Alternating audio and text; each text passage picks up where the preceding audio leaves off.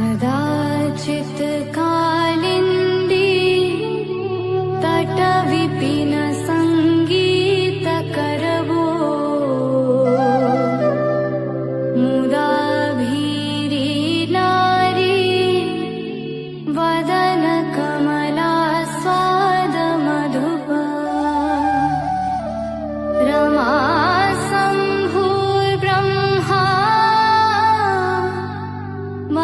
पति गणेशार्चितपदो जगन्